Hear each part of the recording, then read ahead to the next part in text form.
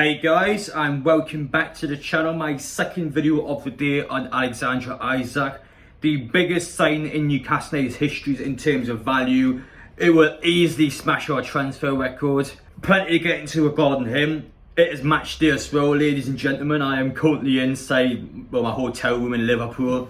I was just going before. It's not a terrible room. Now, I didn't pay much for it, to be honest. I was expecting to be pretty basic, and yeah, it kind of feels that way, so it is what it is. I enjoy my time tonight. But yeah, hey guys, welcome back to the channel. If you are new around here, make sure you get down there, hit that subscribe button. Big vlog up on the channel tomorrow regarding Isak, so make sure to subscribe so you don't miss that upload in the morning.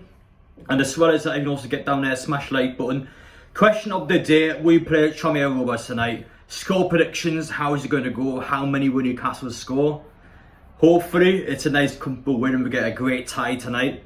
But do not underestimate the opposition. We got beat off Cambridge in the FA Cup last time, so these teams can do it. We've got to make sure we play professional and we play well. And finally, apologies for my earlier video where I just sat in a toilet in a train and explained the transfer news. I had to do the video somewhere, and well, I was in a train, it was desperate times, so I had to do it on the toilet.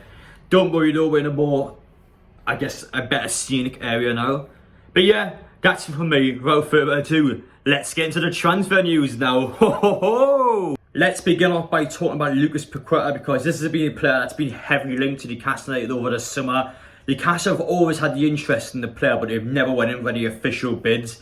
The fact that he's Bruno's best mate, it's just created all sorts of articles and whatnot in social media, and it's always kind of been there. It's always kind of been, if Newcastle wanted to go in for the player would go to Newcastle. It would seem to give that impression of. But today, West Ham have officially placed a 40 million euro bid on the player. So that's about, what is about 34 million pounds. So the actual price tag of the player was correct to what some journalists have said. And at this moment in time, there's a lot of stuff going on with the player in terms of the agents, and it seems to be going well for West Ham. You would expect the player to end up joining West Ham at this moment in time as we're recording this video. Now, pretty much the point of this here is that if Newcastle United still want them, you've got to go in for them now. They've never made any official bids. That has to change now if the club wants to bring him in. If the club doesn't go in for him, then we will know firsthand that Newcastle United were never really interested in signing the player. And personally for me, I don't mind so much. I know a lot of Newcastle fans have been quite defensive or been quite almost like angry when they've seen the post, but for me, I trust Dan Ashworth, I trust Eddie Howe, I trust the owners. If they didn't want to sign Lucas Paqueta, then I trust them and I agree with that stance. That's all I'm going to say on that. But yeah, there's a heads up for you guys that Lucas Paqueta at this moment in time looks like he will actually sign for West Ham. Let's talk about Joao Pedro now, because what does the Alexander Isak deal mean for him? Well, first off, 2 days ago, Fabrizio Romano and TalkSport had quoted Joao Pedro as being a done deal to Newcastle United. Now, the Newcastle United journalists then came out and disputed it, but they've said talks are progressive and it looks good for Newcastle.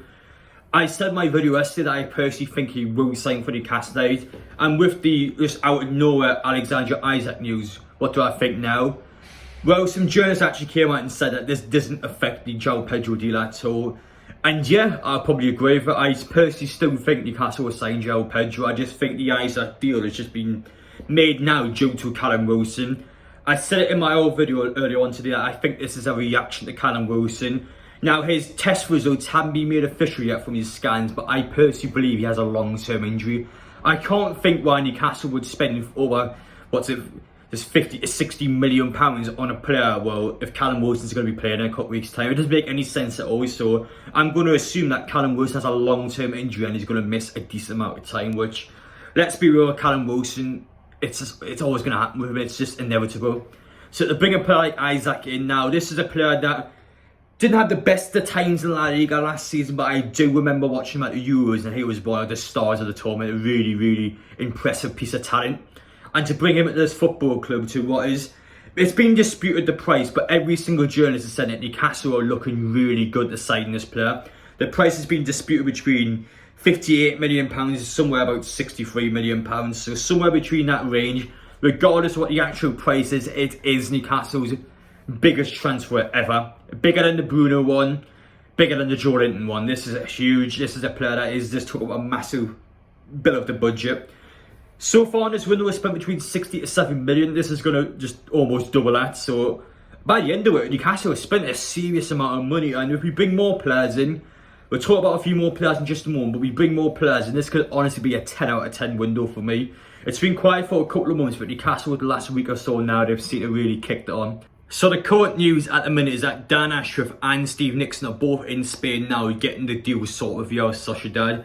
I personally think this is a done deal already, unless something extremely drastic happens where the only way this can really go wrong now is if another team all of a sudden pops out of nowhere and bids more on Newcastle, which I don't think is going to happen due to how much Newcastle spends. This is not a cheap signing.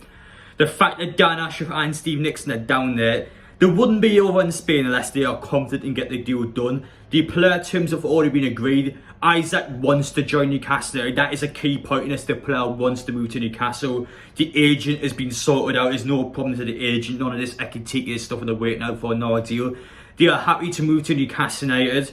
This is Real Sociedad's biggest sale in their club history, so they are, you would think they're going to be a bit desperate to sort of get rid of him because it's a huge amount of money for that La Liga side. And for Newcastle, we want him in as soon as possible. I think the club will honestly want him playing on Sunday against Wolves. It seems they give off the impression that they want this deal just almost sorted so he can be on the bench on Sunday and try and get one as early as possible. So yeah, everyone is involved with this. Everyone wants this deal to happen.